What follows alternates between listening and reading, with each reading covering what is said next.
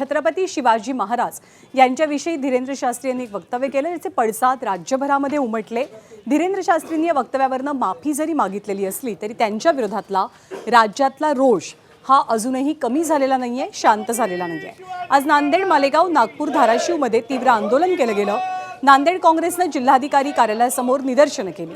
धीरेंद्र शास्त्रींच्या विरोधात तात्काळ गुन्हा दाखल करावा आणि त्यांना नांदेडसह संपूर्ण महाराष्ट्रात येण्यास कायमस्वरूपी बंदी घालावी अशी मागणी आहे। तर मालेगावात संजय गायकवाड आणि धीरेंद्र शास्त्रींच्या विरोधात शिवप्रेमी आक्रमक झाले।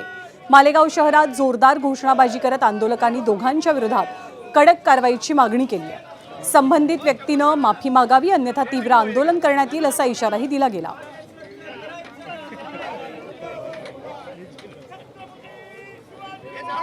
ताबडतोब देशद्रोहाचा गुन्हा दाखल झाला पाहिजे, अन्यथा महाराष्ट्रामध्ये इतका मोठा उद्रेक होईल। आणि तुम्हाला सर्वांना सांगू इच्छितो की धाराशिवच्या वतीने या जो बागेश्वर महाराज आहे याला जो 2 कोल्हापुरी चप्पल जो मारल त्याला 1,51,000 बक्षीस या धाराशिवच्या वतीने जाहीर करतो मी आज।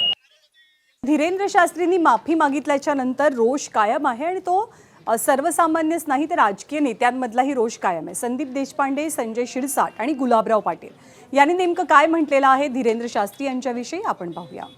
अरे तो मूर्ख आहे बागेश्वर भाऊ, कुठे त्याच्या नादी लागताय? मूर्ख आहे तो, भोंदू आहे। उद्या खराच सारखा काहीतरी येईल त्याचा बाहेर।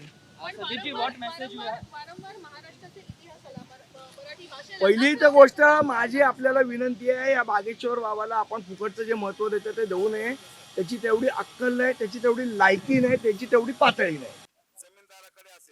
माफी मागितली म्हणजे काय? ज्या पद्धतीने तो बोललाय ती पद्धत म्हणजे माफी मागायची। आता मी शिवी देतो, दुसऱ्या क्षणाला माफी मागतो, काय फरक पडतो मग त्याच्यात? असे हे जे करतात नाही प्रकार, यांना मी थोडस आता तोंडाला यांनी चिमटा बसवला पाहिजे। आता तो प्रकार संपला, आता लव जिहादवर आले।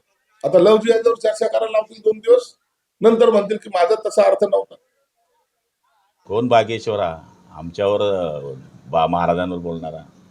बागेश्वर महाराज हा शिवाजी महाराजांच्या तळपायाची खरड नाही आहे। अक्कल नसलेले लोक हे महाराज होऊन बसलेले आहेत काही आणि काही महाराजांच्या बाबतीत बोलतात। अभ्यास असेल तर बोलावं, नाहीतर बोलू नये। शिवाजी महाराज म्हणजे काही नाणं नाही आहे इकडून घेतलं आणि तिकडे फेकलं। याच्या पुढे असा बागेश्वर असेल, कोणताही सागेश्वर असेल, असे वाकडे तिकडे बोलले तर मग यांनाही आम्ही आमचा धडा शिकवू। एबीपी माझा, उघडा डोळे बघा नीट।